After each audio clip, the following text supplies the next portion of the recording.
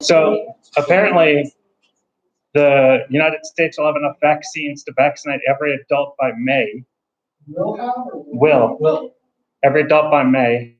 And Texas opens up completely and takes away the mask mandate on Wednesday. So tomorrow is, I guess, it's not next Wednesday, it's tomorrow. So today's the last day of any closures in Texas. Is everybody vaccinated in Texas? Is there what? Is everybody vaccinated in Texas? Because even if people are vaccinated, if people who are vaccinated, you can still transfer people who aren't vaccinated. So it's like that. Well, yeah, but so, like, unless everybody's vaccinated, then leave Texas. Smart. Then leave Texas. Yep. That's not that simple because I would do that if I didn't just leave California. Wow. I don't have the money. California's a different issue. You don't have the money to leave California? Does anybody have the money to live in California? No, they took it all.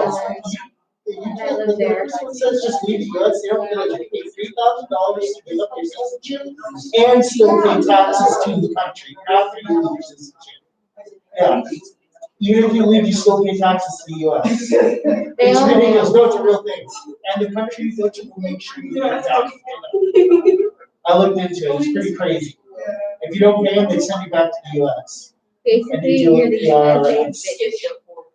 You have to port it back to the country you left. And then the IRS deals with it. It's really crazy. Well, we are a perpetual union, I guess. All right.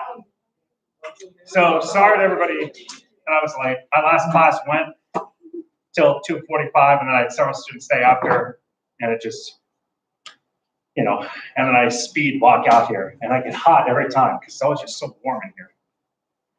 All right, so you guys just had your 4th of 7 assignments submitted yesterday. Did that cause any problems for anybody? It's pretty simple. You like the idea of the essay text responses? You know what I mean? Did anybody go back and look and go, oh yeah, I totally did write a 300-word text, you know, in the last 24 hours? Nobody? Bueller? Well, I guarantee you, for those of you who text a lot, for you prolific texters like myself, I'm sure that you have. And so it's just a good kind of guideline for length on your actual assignment responses. So that means that we are 4 down, 3 to go. That also means that we have 2 topics remaining. We have 3 topics remaining total. We have 2 topics remaining in person, which means because the 7th topic, the final topics, have done at home over Zoom. And that also means that we have 4, including today, 4 in-person classes remaining. We have 4 Tuesdays left, and then we're online for the final 2 weeks. So we are running out of time. Not running, I shouldn't say running out of time, because really there's very few people doing poorly in here. So that's kudos to you guys. That just means we are almost done. How about that? We're not running out of time. I don't want you to put like a scary spin on it. We're just almost done. You know, the semester's almost over. We only have 6 weeks left, yeah. When we go back to Zoom, are we going to show up for the Zoom meeting for Tuesdays and Thursdays? Yeah, you participate as if you were in person just because you're on your couch. You know what I mean? So, yeah, so everything will be live. You'll actually get to see what the second half of your class looks like. Again, I mean, like, you got to see it in your first 2 weeks, but yeah. I don't know if this is just a me thing, but it still won't let me watch. Do you follow me?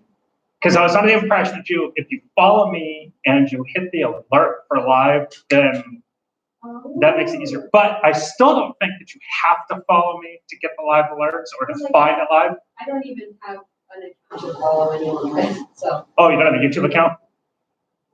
Yeah. I mean, well, if it's working for you, it's not a big deal. But A, I don't think that you have to follow me to find it live. I couldn't tell you how to find it exactly. But B, if you do follow me, if you did set up an account and follow me and you hit the bell button, then it'll pop up as soon as I go live, so then you'll never miss it. But I have a Gmail. I just don't. yeah, it'll connect immediately. You don't have to actually, yeah. No, he's right. Oh, Yeah. okay. Maybe we can look into it after class and just kind of double check. But I mean, that said, not to force you to sign up for an account or anything. If it's working for you, then it's no big deal. But if you would like to try to watch it at 3 o'clock, then again, like, you should still be able to find it live, but I know that it's easier if you have an account to hit the bell. So, and I don't stream anything other than the classes.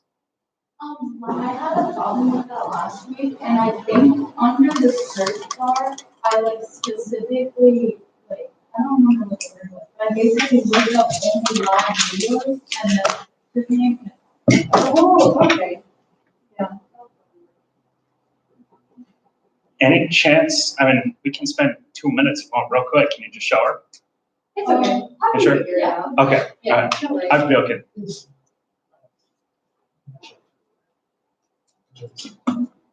All right. Well, I don't want to get anybody's hopes up, but I'm pretty positive this is a really short lecture. So now we're going to be until 4:45. What were you saying? I said, didn't you make it? Shouldn't you know the length of it? Well, no, you could have a 1-slide lecture that takes 2 hours, you know, and then you can have a 50-slide lecture that takes 15 minutes. It just depends on the pacing. But I'm pretty sure this one generally tends to be pretty short. This one and it's been Thursdays as well. We'll find out. It's been 8 months since our last topic. All right, so we are entering the 5th of 7 topics. This one's cultural expressions. So this is lecture 1 of 4. We're going to look at this week is China, and the next week is Israel and India and Persia. So this week's China, and I will skip forward really quickly to the assignment. Oh, shoot. That's actually a lot. Yeah, remember, 39, again, you can have 1-slide lecture that takes 2 hours, and you can have a 50-slide lecture that takes 15 minutes, just depends on pacing, so we'll see. 39 slides for me, though, is pretty short. Is it a 1 slide that takes 2 hours? That's a lot of information to be talking about just one. Well, I could have a slide with just a picture, technically, and talk for 2 hours, couldn't I? With no words. I mean, it's just all about the presentation of information. So I just want to fast forward though to the assignment, because the assignment is different because you'll have to watch a 1-hour documentary. So it's a series called Genius of the Ancient World. And there are 3 philosophers covered in this documentary series: Confucius, Socrates, Buddha. Just pick the one you want to pick. You don't have, it doesn't matter which one you pick. You just pick any one of those 3. You watch the 1 associated episode. It's about an hour long. And then answer the following questions using a video, using lectures, and using, because we talked about all 3, and then using the textbook and the secondary reading to answer those 4 questions, excuse me. Summarize the Genius of the Ancient World episode of the philosopher you selected. So, he's Kate. What was the historical context of his life? What were the political, social, and economic events of his time? Analyze ideas. What were his main ideas or philosophy? And how did his ideas influence the modern world? What about his ideas make them still attractive and influential today? Basically, after more than 2,000 years, why are we still talking about it? There we go. 4 questions, piece of cake. So the documentaries are an hour long. They're, I'm like 99.9999% positive they're the GCU digital library. So you just search in wherever you find videos in the GCU library, that'll pop up. And then you just pick the one you want. Confucius, Socrates, and Buddha. Technically, you can do this assignment in 1 day. You know, realistically, you could watch the documentary tonight, get it over with, and start answering those questions, get them done really quickly. It's just that I'll then go, you know, deeper into a lot of the Axial Age aspects, the surrounding time period, and then some information about each time. Plus, you get the textbook and yada, yada, yada. So I just wanted to start with that.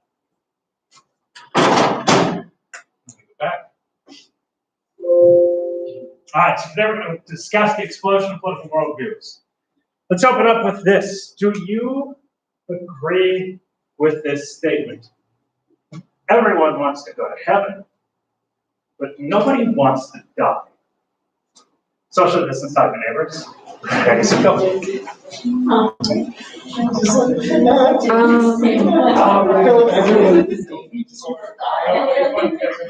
hard because there are some there's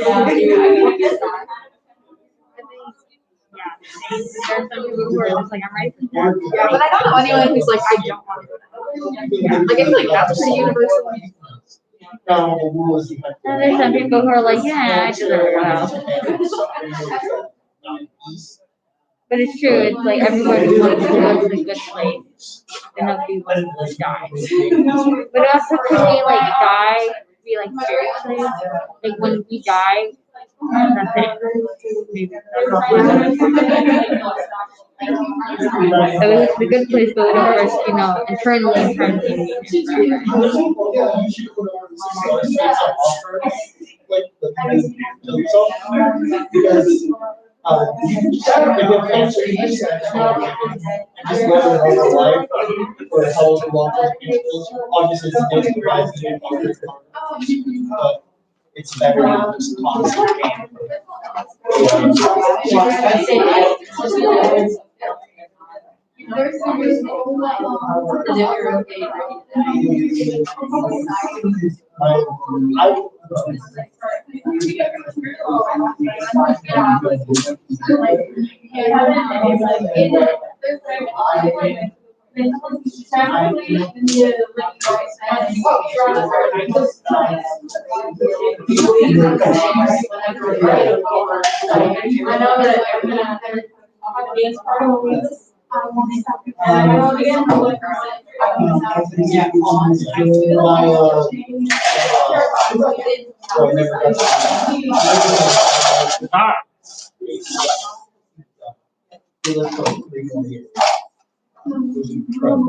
I never got to that. He was just the sweetest man ever. So what say you? Do you agree with this statement? Everybody wants to go to heaven, but nobody wants to die. Okay. I think after this past year, it's completely false. After this past year, it's completely false. 2020, everybody wanted to just die. 2020. So, Everybody wants. Sucks.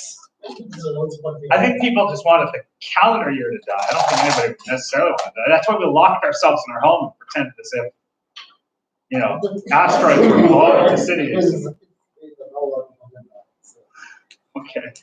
I feel like there's a lot of people who don't want to live, but there's a lot of people who don't want to die. So I think there's a distinction between I'm not enjoying my life the way it is now, I don't want to keep living, versus saying I want to die. I feel like there's a difference there. I also feel like everyone wants heaven to be their own version of heaven. So it's not necessarily in when people think about it, often it's not in the traditional Christian sense where, I want to go to heaven to be close to God. It's what does heaven look like to me? Well, I'm a good person, so then I'll get to go to the good place kind of thing, and that'll be what I want to die. But it's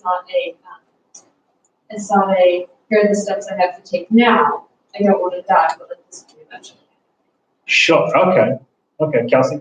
I would agree with it because one, there's a bunch of different religions and different people who don't even believe that God exists. But then also with that, I feel like there are certain people who do want to die, who genuinely don't want to be here. But I also agree that there are people who don't want to die, but they don't necessarily want to live either. Keith, did you ever have a See if anybody else wants to. Oh, well, I saw that. I just want to make sure. Who else? Anybody else? No, it's down to you. There you go.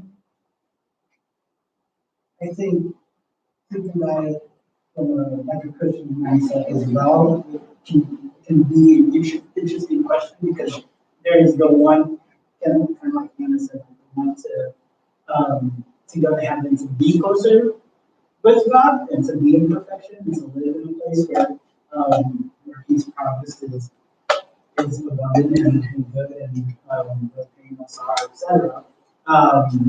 And so, but then I think if there's a relationship that one has on this earth with God, there's sometimes a want to be like, okay, God, use me in a way that I can continue your kingdom on this earth. And so, there's a want to be like, I want to live so that I can carry out your Plans. Your plans And so that would kind of keep them away from like the wanting to die aspect, but then also the dying aspect is something that is not fearful of because it just brings them to heaven. So. Okay, very good. I do wonder, to Kelsey's point, there are some people who don't believe in heaven, don't accept heaven. And yet I still would wonder that if you were to confront them on a, okay, well, let's say for the sake of argument, there was a heaven and hell kind of thing. Yeah, but well, of course I want to go to heaven. You know what I mean? It's definitely, still seems to be that, well, I mean, if it's there, I guess it sounds kind of cool idea to even those who, don't accept its existence. I really like what Isa was saying. It's like, as Christians, we are called to be disciples. So we can have it's almost not like a get to heaven card. Because if you're a good person and not a good person, if you like follow Christ and live as Christ did or to the best you can, in my mind, you can get to heaven like that. And Certainly stood a better chance of this. Like even Saul I think Saul got to heaven because he was such like a bad person, and he just basically God had he had to come to Jesus, and it just shows that no one's beyond saving, so everyone can get to heaven if you just talk to them, and if you just talk to them. Well, that's part of it, disciple. Mm-hmm.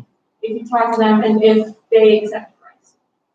Yes. Okay. So it's still you can talk to somebody and they reject it. They're not walking that right path. But yeah, sure. And it doesn't mean that they're not going. It just means that they need extra help to get there. Sure. As I've always said, I hope that Hitler's in heaven because it means I have a chance. What? True story. I've said that for many, many years. Is I don't presume to know what's going to happen, and as a Catholic, we're not taught that hey, you're Catholic, you're going to heaven.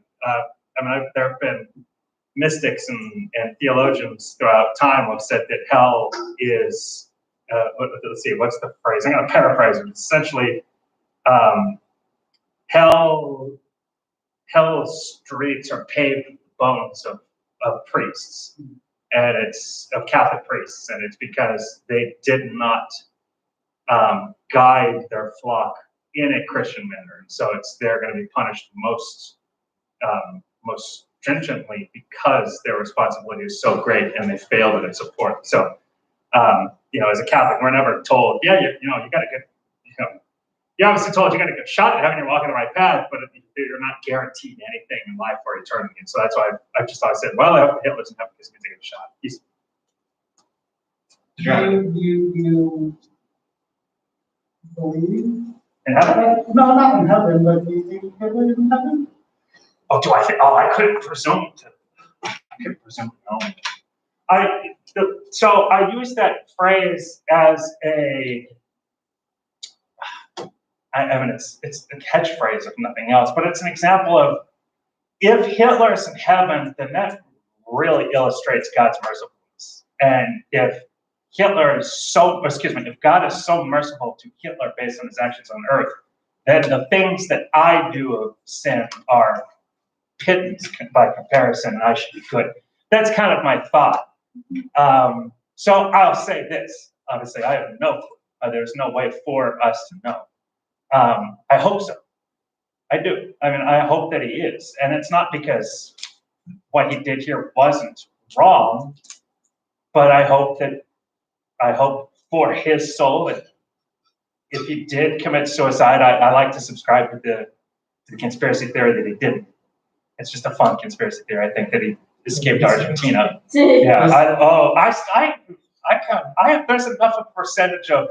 I think that's what happened to keep me kind of interested. But if he did swallow that bullet, then I hope in the last moments he asked for forgiveness and showed some level of repentance. because then I hope that God is merciful enough to have accepted him in, does the human, broken, selfish, vengeful Adam Maines hope that he's in heaven? No, I hope he's suffering eternally as a human, like that he deserves that kind of revenge. But that's the point. God isn't revengeful.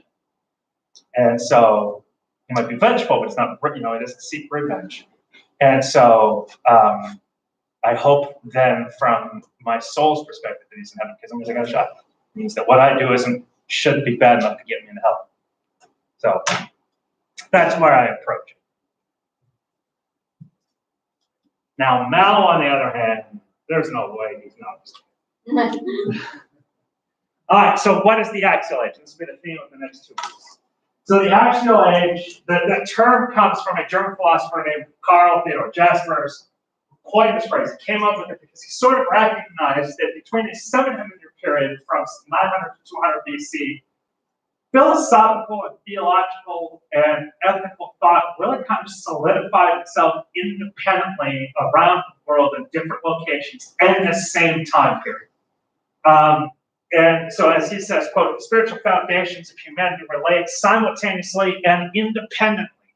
And these are the fountains upon which humanity still subsists to this day. So it's this fascinating period in history in which this ethical, moral, spiritual growth appeared on planet Earth in these different isolated regions of the world in locations that would not have had contact with any of the others that we're going to discuss, and in time periods that would not have been relevant to one another, and yet at the same time, spirituality and ethics and morality evolved to a level that we see today, and that the Christian faith, the Catholic Church, just really kind of ran with in regards to Christ. So it's this just kind of fascinating. It really, to me, it does kind of lay the groundwork for, okay, there's a God. You've heard the phrases like, they're not coincidences, they're God incidences, and there are no coincidences with God. You kind of, you might look at this and go, wow, I mean, this is all very much what I recognize, and it all kind of happened independently. It's almost as if God said, okay, I'm going to plant a seed here, a seed here, a seed here, and a seed here, and then I'm going to bring the Son of Man over here, and the world will be ready to hear his word. Does everybody accept it yet? No, we'll hopefully get there, but it's a fascinating time period in which morality really and spirituality really kind of took off in very similar ways at the same time. So as a general question, this is not a what say you.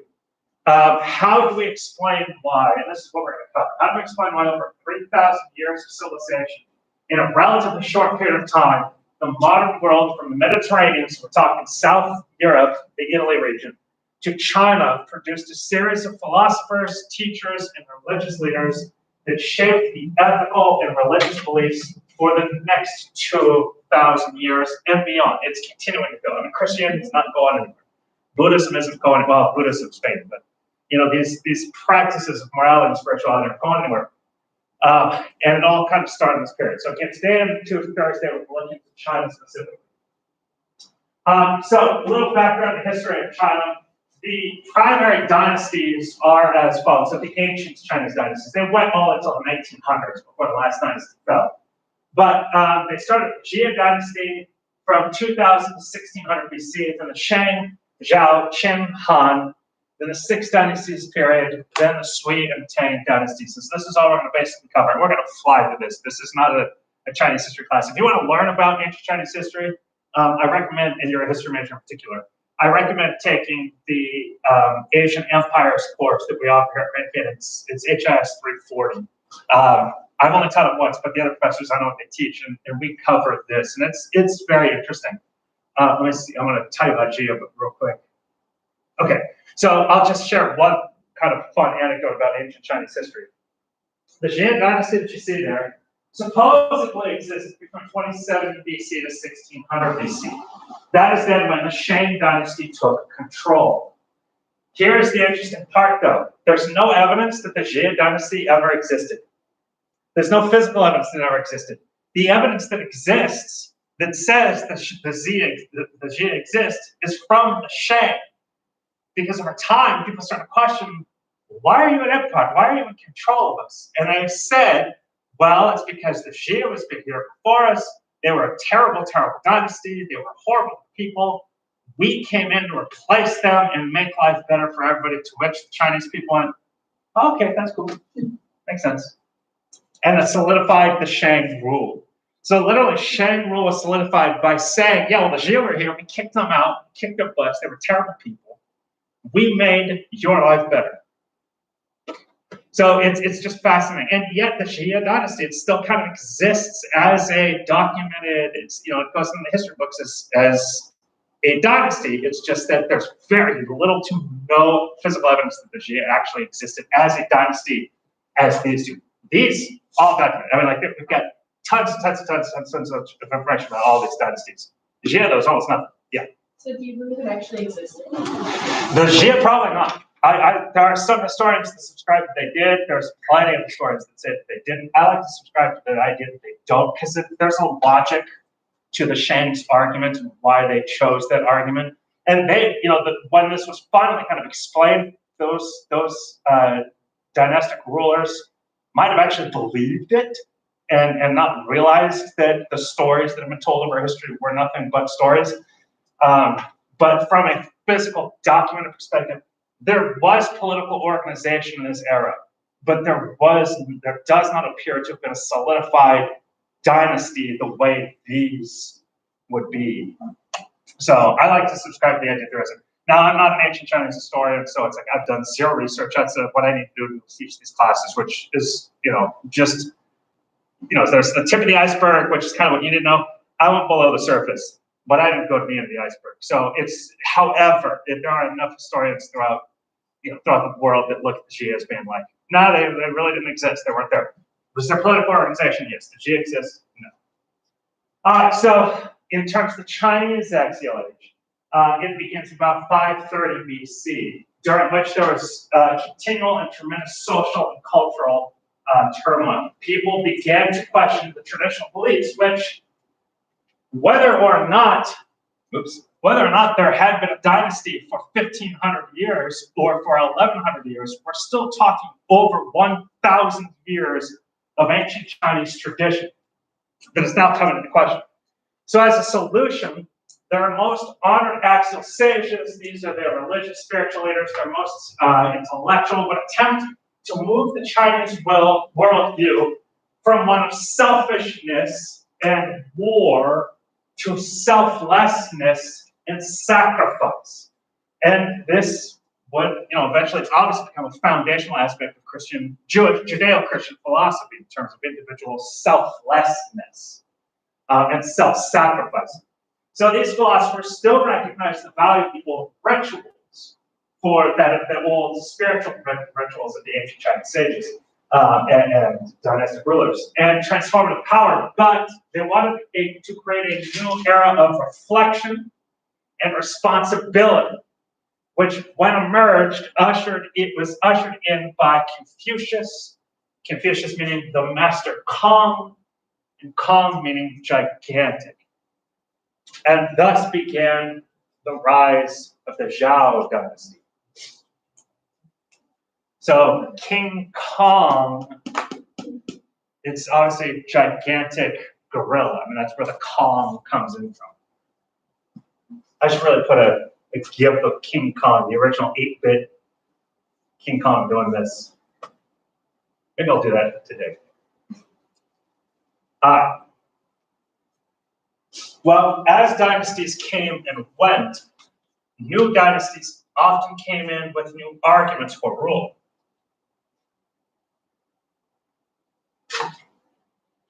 In 1045 BC, King Wen of the Zhao attacked the Shang and their dynastic political center.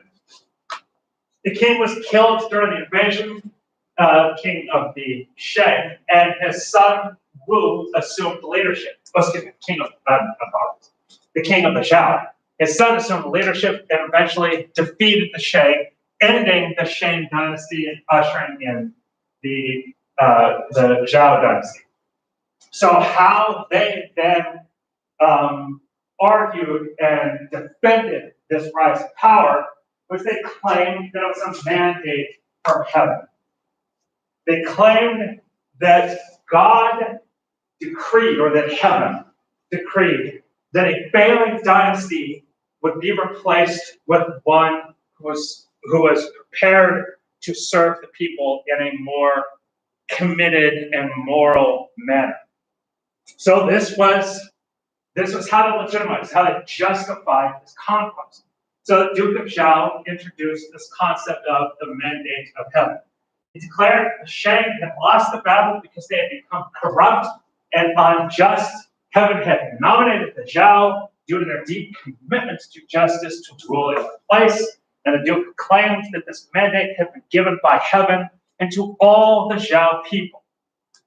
However, he would then state, he literally put a time limit on this dynasty. Now, they wouldn't know how long it would take, but they literally put a time limit on this dynasty because then they said that all future dynasties, when they became too corrupt and unjust, a new dynasty would be nominated from heaven who would bring about a new, reformed, refreshed commitment to justice. Meaning, at some point when somebody comes in and takes us over, ends this dynasty, by the way, these dynasties are very much genealogical. It's father passing on to son, passing on to son, so on and so forth.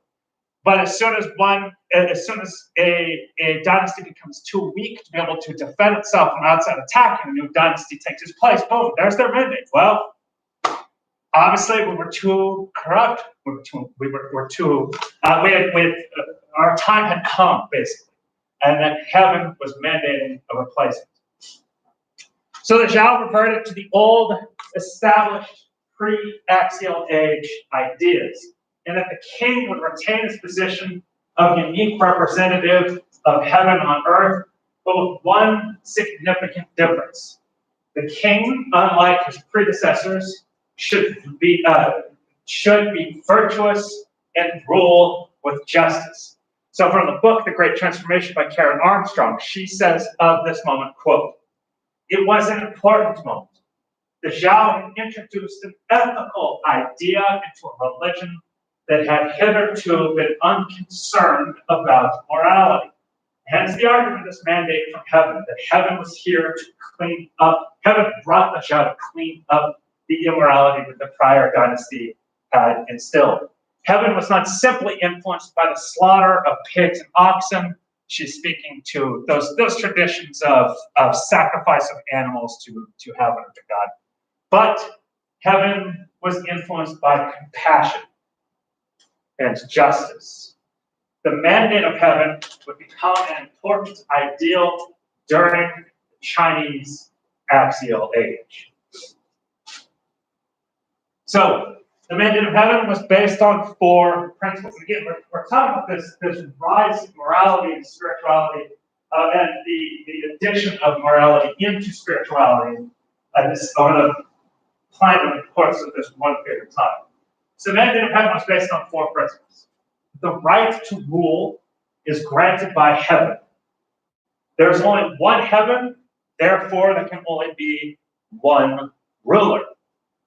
The right to rule is based on the virtue of the ruler. But the right to rule is not limited to one dynasty.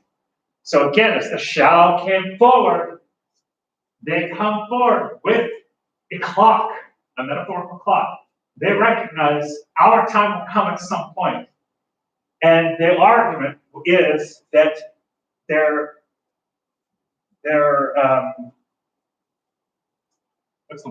that the transition of power from one dynasty to another will come based on these rules. So, as Tianji, or son of heaven, the king alone administered the rights that ensured the natural order of the universe. He opened the way for heaven on earth, and the way is Tao. He was responsible for the harmonious relationship between heaven, earth, and all of the natural world. There was no chasm, they believed, separating earth and heaven. a continuum was maintained by complementary parties, both divine and equal to each other. So in other words, there was people both here on earth, king and the king's ancestors in heaven, working together to help bridge this gap, bind this relationship between the spiritual world and the earthly world, in order to bring about the equilibrium that will create peace. He believed, and the John Z's responsibility was to bring life, to make life on earth as heavenly as possible. How would that be? Through a lack of rule. So obviously, therefore, through peace, through good harvests, through good markets. I mean, basically meeting the needs of the people. All ancestors had once lived on earth and therefore could be reached by oracles and rituals. People were united with their ancestors, even in their everyday actions.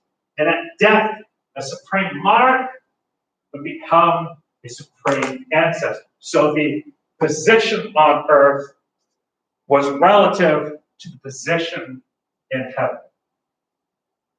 So the king's function was to follow the way, the Tao, Tao.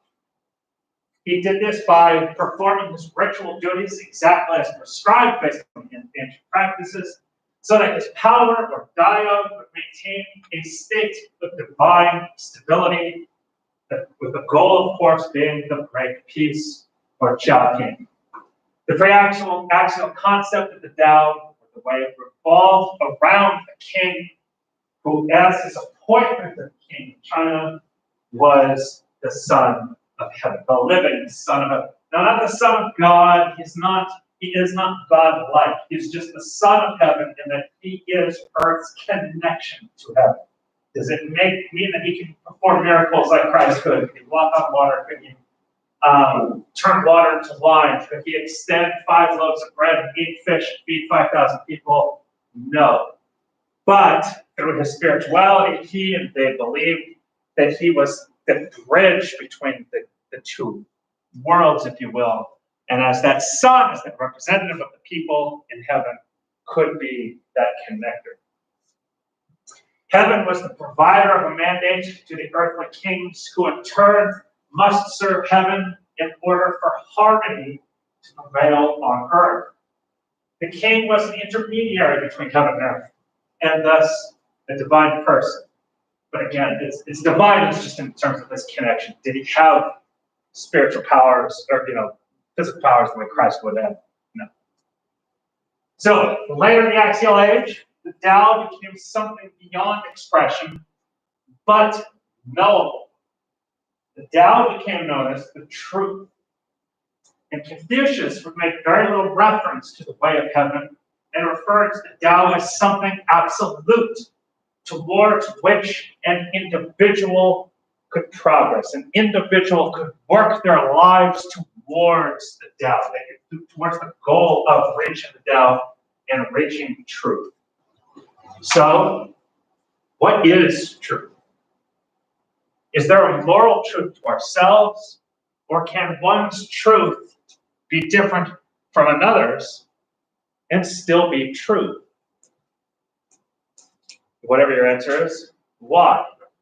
Socially distanced talking neighbors. I think because everyone is just different, so their point of view and perspective of way of thinking is different. Yeah. It's just simply that. Some people just don't want to accept the truth or your truth, they want to accept their own truth. Exactly, and I feel like there can't be like one universal truth, just because everyone's like lived experiences are completely different from one another.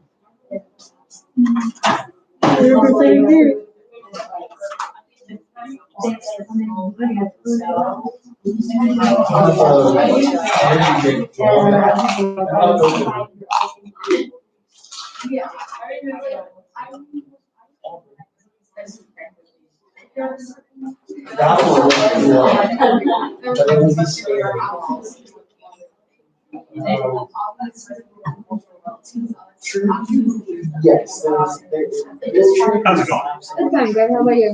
Well.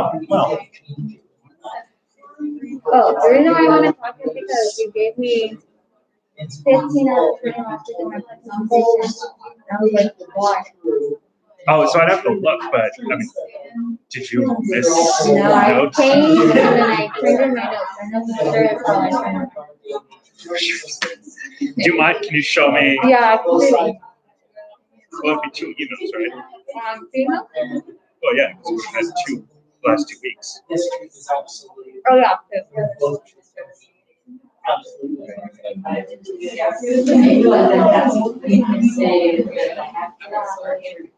Yes. How was your weekend? It was good. It was good.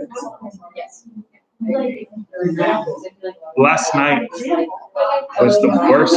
So, I mean, I only teach Tuesdays and Thursdays, so I mean, on Mondays or until weekend, I do work. I have to teach. But, I know I missed one these past couple of weeks. But well, that would have been, it was, if you missed yeah, one last 2 weeks. from last week though? Or the week before, because there's 20 points are from 4 classes, 2 in person, 2 digital. Oh, okay, that makes sense now. Yeah. For a second, I was like, what was that? I was like, I know I missed one, but. Okay, well, then that's your 5 points. Yeah. Okay. I forgot that you do the whole 20 points before. Yeah, it's 5 points a class. Yeah.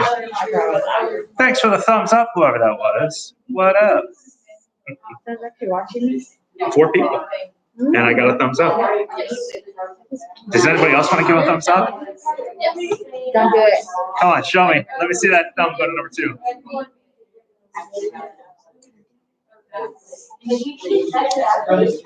They're totally not there. They're not there. No, it's just, it's on. Oh, I'm not gonna be here. Probably need to be on the 23rd because the 22nd is my 21st birthday. Happy So, birthday.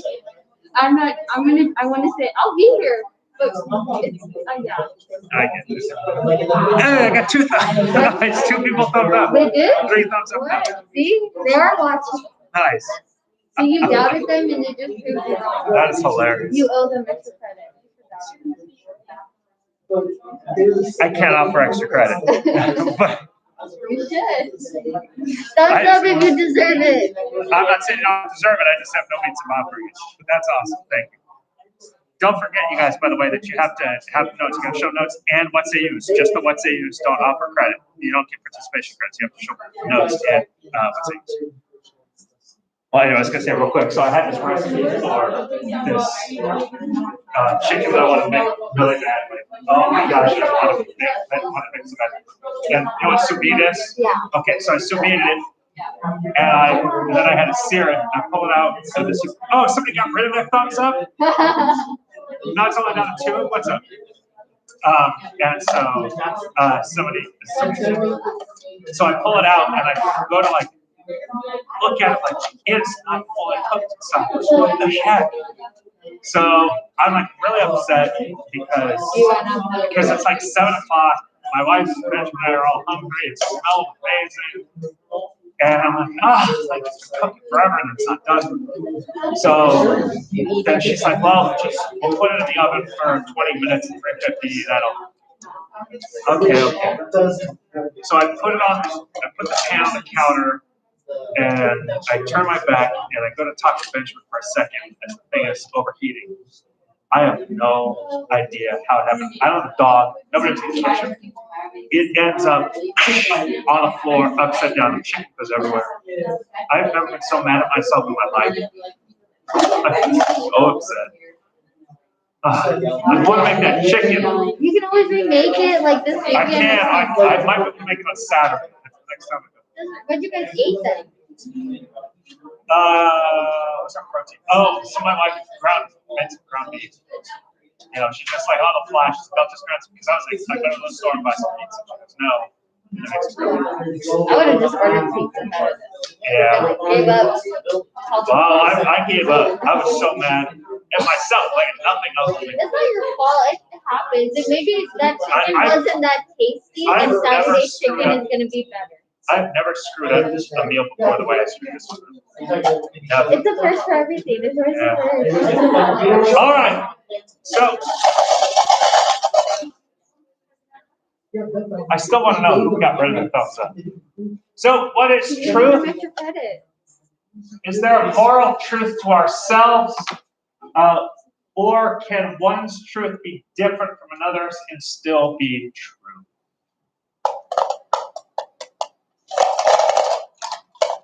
Nicole? Where's Nicole? Sterling?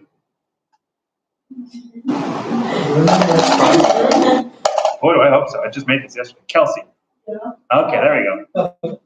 I think, so we talk about like truth is usually taken as like a factual sense, but, like my truth can be completely different from your truth because of the way like we grew up, our life experiences, like the things that we've gone through to make us who we are can make our truths different.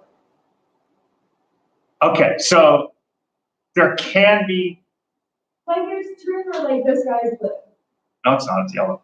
Okay, then it's yellow because I drew it on mine. Thank you, that's, yeah. But, okay. All right, so I'm trying to like settle around this. So, I know, It's like the dress all over again. it's what? Like the dress that. Oh, the blue and black. In middle school. Okay, so your point was two parts. One, there are some factual truths, and then two, because of upbringing, there can be different truths. So let's kind of decide what is a fact. The sky is blue. The sky is blue. The sky is blue. I mean, like that's a fact. There's scientific reasoning behind it. Somebody might be colorblind though, so their truth might be a little different. That it's more brownish to them, but in reality, presuming that everybody's eyes do see the same colors, and that is one thing that's kind of always been like the scientific. Well, what if we don't all see the same colors? But presuming though that because our eyes are all essentially the same, so it's fairly reasonable to assume that what I see is blue, you do as well, and so does Gabe and everybody else. But in terms of upbringing, yes, there could be some things that are truths to one and not truths to another. But that doesn't. The reason why I opened with morality is that doesn't mean that take a wealthy person versus a poor person. A wealthy person could walk into a store and find somebody stealing and find that thief abhorrent. But the poor person who just stole might have been stealing out of necessity and the desire to just live and survive. Now, if they're stealing a television, that's one thing. But if they're stealing a loaf of bread, that's entirely different. And so to them, their truths are different because the wealthy person has the money to afford that loaf, whereas the poor person not only does not, but might be on the verge of starvation. So morality, though, did that person still steal? Yes, but does the person who stole look at that loaf of bread from a different perspective? And that but if I don't get it, I'll die. Then you kind of enter a secondary truths. So go ahead. So I think that there's a difference between a worldview and an opinion and truth. I feel like truth is an absolute universal thing that needs to be applied to everything. Kind of like what you were talking about with the loaf of bread. I think when we talk about moral truth, that's kind of discussing right versus wrong. And I don't feel like there can be necessarily two things that are true. Like maybe that is wrong in one sense and maybe correct in another, but it's still wrong to steal. Sure. Yeah. And so maybe there's like for grace in that scenario, but that doesn't mean that like, my truth can be different than your truth. Like, that doesn't make sense. My opinion can be different from your opinion.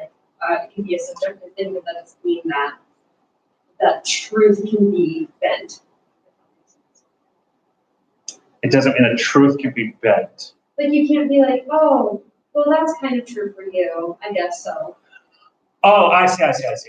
Okay, because in the end, while the person who stole the bread needed to survive, it is still a truth that it was stealing. Yes.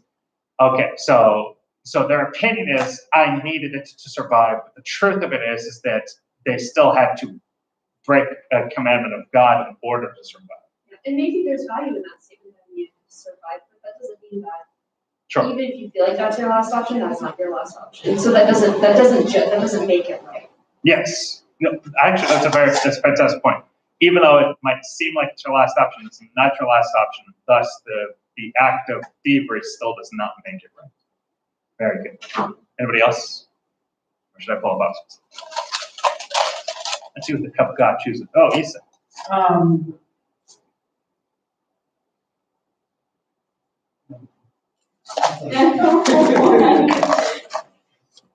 Sorry. No, you're just fine. Sometimes it just crack me up, man. Okay, go. I just feel like at one point truth used to be more of like, here are the facts thing. Yeah. This is a fact, you can't dispute it. Yeah. This is what it is. And just in today's day and age, especially developing now, a truth is what you believe and what you feel. Is it both? Oh, okay, I was just gonna say it's a belief versus feel and want. Yeah. So like, look at the political spectrum. You got one side that says one thing, the other side, no, that's not true. They say this is true. But the other side will say, I believe in this, and when you present facts to show that, hey, this isn't true, they say, no, it is true. I believe it's true, and what you're saying is not true. Yeah, so My point being is like, I believe like today we've made truth to be more emotionally driven than actually factually driven. So you just said that you believe, so is that an opinion or is that truth? It's an opinion, but we've turned opinions these days into truth. So did you just make an That's not opinion fact? That's not my point. History. Our society has made an opinion and said it is true. Are you saying that we're twisting the wording and applying it to different ways, or that is actually becoming a truth? Like what I'm saying is like we are as a society taking opinions and saying that they are true when that's not necessarily true. So like I guess you say we're twisting what the truth is. And are you saying that's a good thing? No, I'm not saying it's a good thing at all. I think it's actually very bad. Okay. Because it's a whole rabbit hole of dollars. What does Buzz? Okay, yeah, so we can know that truth is absolute, but can we really know what truth is? Because we can argue about it all day long, and two people can have completely opposing views. Like, I believe in God, I don't believe in God. They can have evidence, they can say that each of theirs is the truth, but only one of them is the truth. And we can be equally as convinced that one of them is the truth. We know the truth. Isa, can You can. Depending where you stand and thinking about it, but I think when Jesus says, I'm the truth. Yeah, exactly, yeah. I think literally, especially morally, like everything that he does and everything that he did, or just does, because he's here and there and before and after, I think all truth is found there. All truth is Found. Yeah. And it's an extension of him, and I think anything that is absent from his truth, which I think coincides with absolute goodness as well, I think is either completely false or is A partial? Not partial, or Partial truth, I mean. yeah, partial truth. So, because we're saying you're either with him or against him. You're with him or with truth. You're against him or against truth. But then you're kind of saying, Yeah. So it could be a partial thing, but then I think there's also in the Bible, the aspect of like he's not for the lukewarm individual. Yeah. I mean, it says he can't be divided. Yeah. So I think when it comes down to morals, at least, like there's absolute truth. But I think when we start jumping into things philosophically too, when we're talking about colors, like I really see colors, but then we jump down to colors are just waves, and then like can we see waves? What do waves look like? Or when we get down to atomic level, it's like we get down smaller and smaller, and then we find out it's just like there's space and stuff like that. So are you really in this or seeing this, or what is our, I think at the end of the day, a lot of it is our perception and our opinion, and that's where the flesh corrupts, and God is kind of like, hey, I'm here, I'm the truth, so. Sure. I don't think necessarily that we can like make these definitive statements like based on religion, just because there are so many other religions with contradictory views. And to say like, oh, Jesus is the way and that's how we know what truth is, that doesn't apply to someone who's Jewish, who's Muslim, because they have different set of faith and beliefs. And there's similarities between like what's right and wrong, obviously, because I feel like that develops as a culture versus a religion. That's true. Also, I understand where you're coming from, but even in that, I think separate from religion, the development of humans have, or we inside intrinsically understand like it's not. What is like, right, what is wrong, what is good, right, what's bad, yeah. If we're killing someone, like there even an individual that has no religion or is kind of more okay in their mind to kill an individual, there's still an aspect that they will recognize that it's not the way it's supposed to be. Like it's not, that's not a natural thing and not part of their nature. And so in that, I think it self-points us to truth as well. So I think kind of what you're saying is you're talking about cultural relativism, where we don't know, like one person can believe something that can be true to them in their culture and their religion, and another person can believe something totally differently. But what I see is that whoever is right, whoever is wrong, there's still a truth somewhere in there. It's not something where one person can believe something and that can coexist with something else, especially when there's such contradictory views such as atheism or Christianity. They both can't be true. One of them's right. So whether what your belief is, I think kind of what you're saying is like Christians can't say that that God is the truth because we don't really know what the truth is. Is that? I'm not saying that it's like Christians can't say that. It's just that it's hard to make definitive, absolute statements when everyone has such contradictory views and beliefs and like life experiences. Got you. So, but do you believe that there's absolute truth out there? I mean, I don't think I can say that. Like, I don't think I personally can make that judgment because I have not lived the life as everyone else has. So you believe that that's different, that absolute truth is different for everyone? Yeah. So then it's not absolute truth. I mean, it would be absolute to that person, but I don't think that you can make a definitive statement because there's like 7+ billion people in the world. Like, I feel like there's no way that there can be one statement that applies to everyone. So you're saying that there's no higher calling or realms or anything. I'm just trying to figure out where you're at here.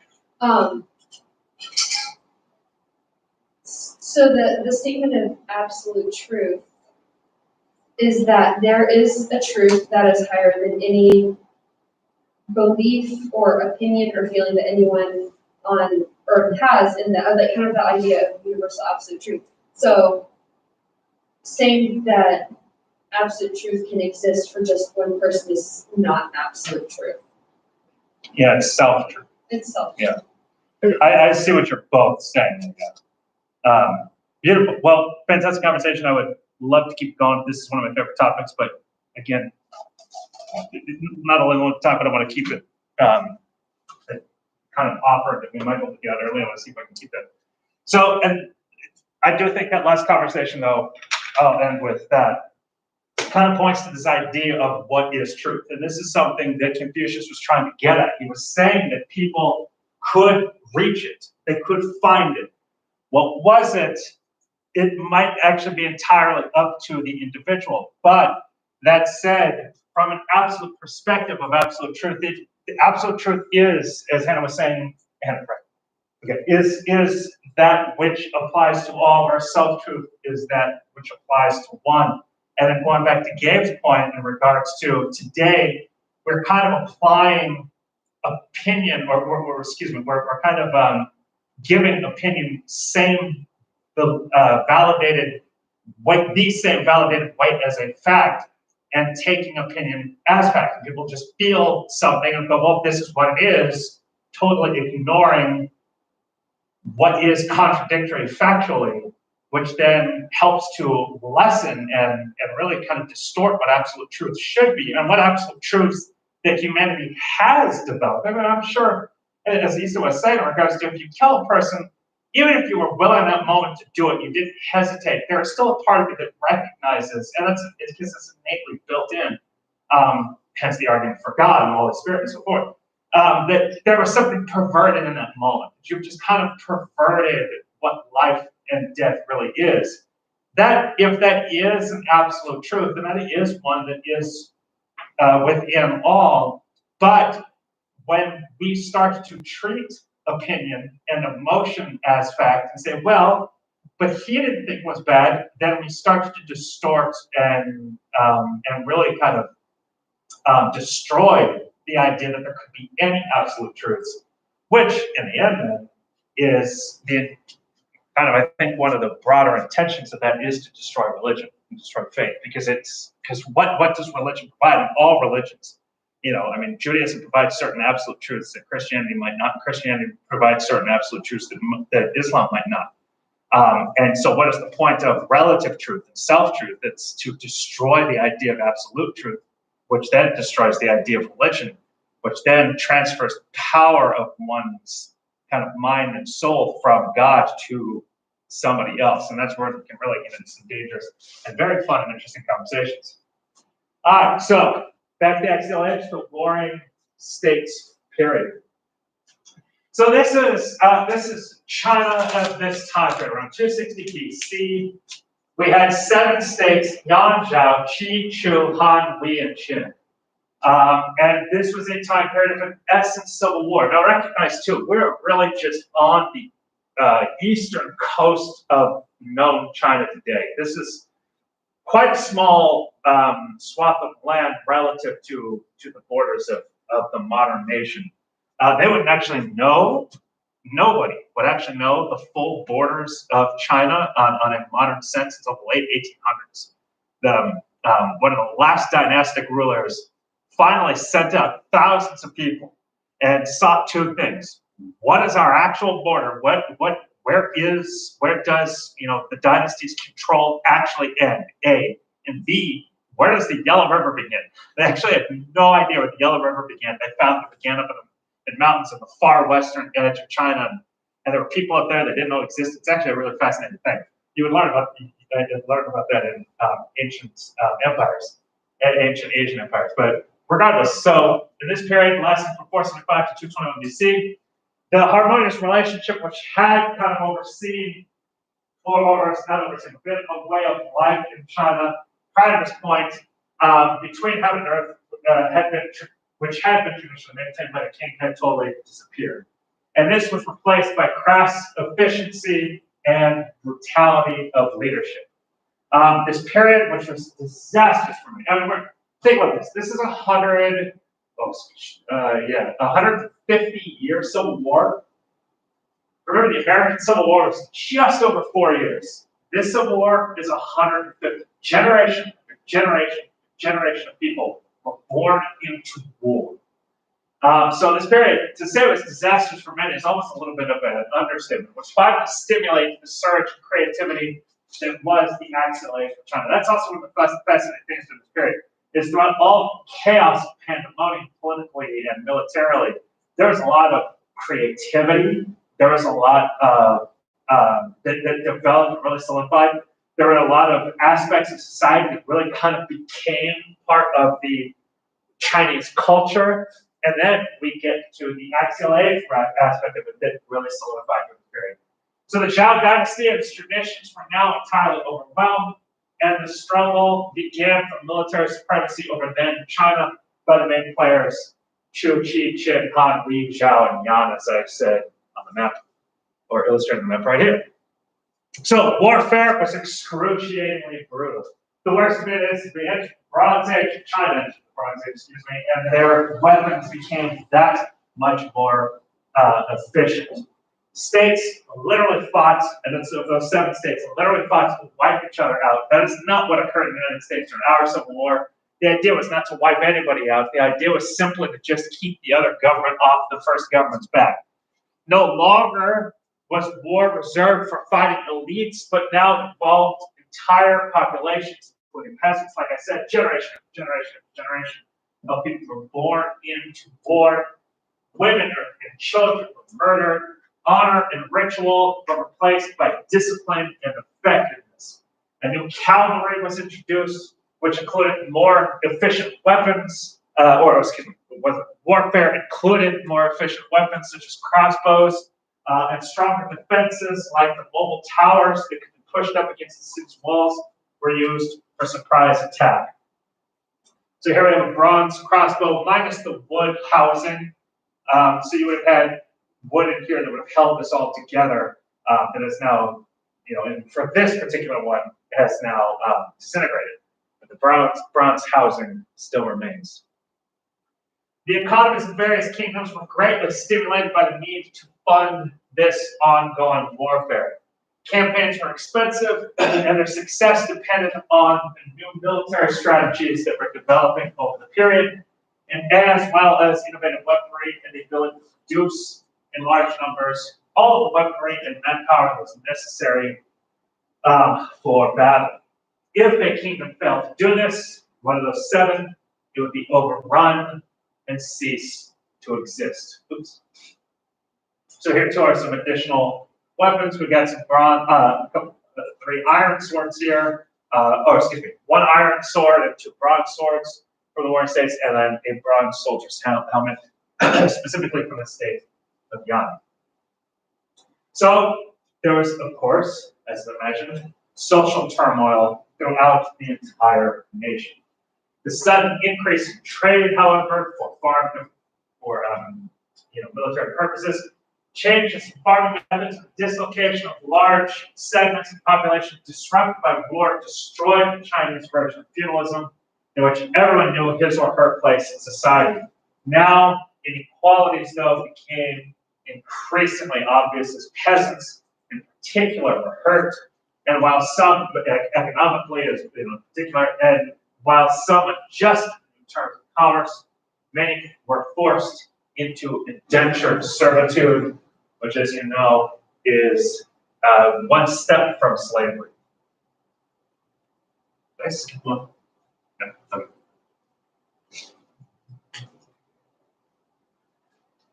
And finally, during the warring period, a new cultural and intellectual movement emerged, as I just touched on. To this day, the ideas developed out of this time period profoundly influences the lifestyle and social consciousness of the Chinese. The 100 schools of thought was a golden age of Chinese philosophy when thoughts and ideas were discussed, refined by scholars. And this period endured until the rise of the Qin dynasty. Philosophers expressed entirely of ethic for the region, though each would synthesize and interpret it in its own way. So again, the question would be, is there universal truth, is there an absolute truth, or is it still relative truth?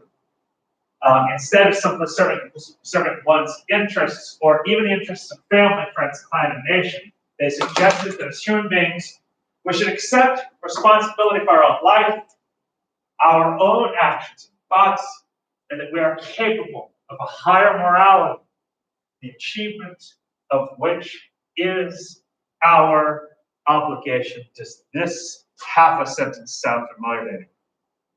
This is this time period, this Axial Age, is this time period in which morality and spirituality begin to intermingle on a profound level. And so this idea of accepting responsibility for one's own life, accepting responsibility for one's own actions, thoughts, and the recognition that we are each individually capable of a higher morality, and the achievement of which is our obligation, is very much Christian philosophy. Replace the idea of capable of higher morality with capable of following Christ's footsteps, and boom, we have a similar perspective. So, what say you? Do you agree that we should accept responsibility for our own life, actions, and thoughts? Or should we serve the interests of the community at large? Is there a moral justification, either religious or secular, for either perspective? Socially distance talking neighbors. You already said go. I think we should have to focus on all that, but we should also sort of, you know what I mean? Yeah. At the same time, we should have, I had like little questions, I was like, yes, I don't know. That's just complex. Yeah, exactly. Jesus Christ also came down and said, he wanted help. Yeah, it was and even the perfect, exposing the perfect, he exposed all of it. And you know, some reason I think about it, you really, people in the church, it's not like now, I think the church did it probably more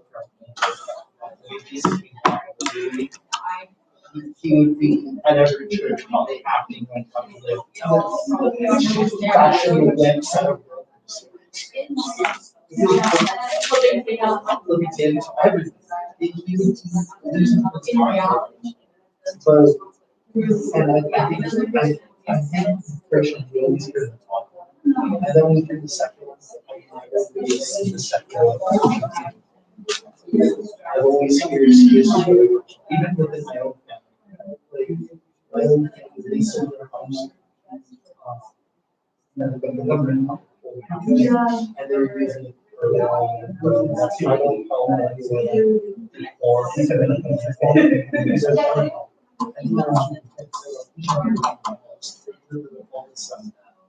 government Christian. And always I'm Christian.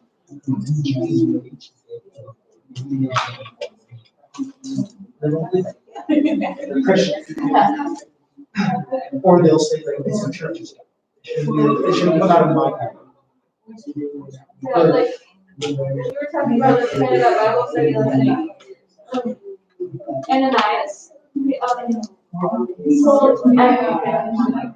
And he said that he gave everything. He saved a little money for himself. Yeah, and he was helping. Yeah. Yeah. Like, God went skadoosh. And like, we all do that.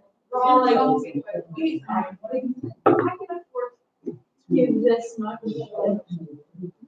Leave, I should this much right. in my account. But we need to like, because I love work stuff.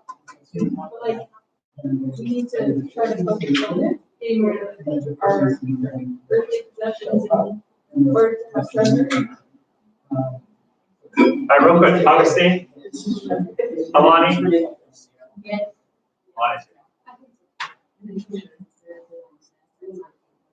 Andre, Adam, Basil, Bernice, Danielle, Here. Destiny, Dylan, Elijah, Esteban, Gabe, here, absent. You're not even a chuckle. All right. I'm cool, whatever. Hannah, Aiden, Ian, Issa, Jace, Johnny, Kelsey. Kelsey's here. Yeah. Okay. Lauren, Here. you're fine. Lucas, Luke, Madison Silva, Michaela, Mark, McKenna, Nicole, Sam, Sydney, Beatrice, That's here. Patrick, sorry. I should have just said Sydney. I only said it because I got two Sydneys. You're good, you're good, don't worry about it. Sterling, Sydney Durrell, and I knew it was you too. But You're good. Talia, Zoe. Hi. Hi.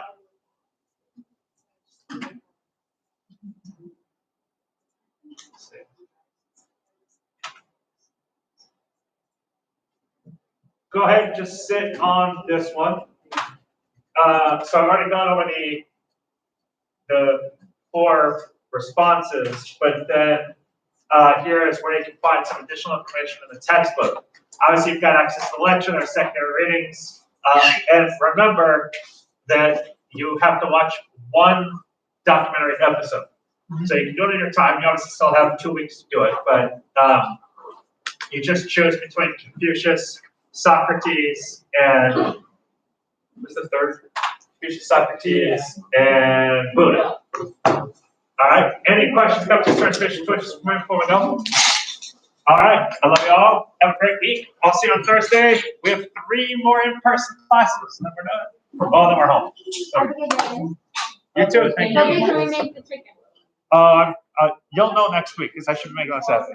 You ever, see those, Confucius quotes? Thank you. Thank you. See what?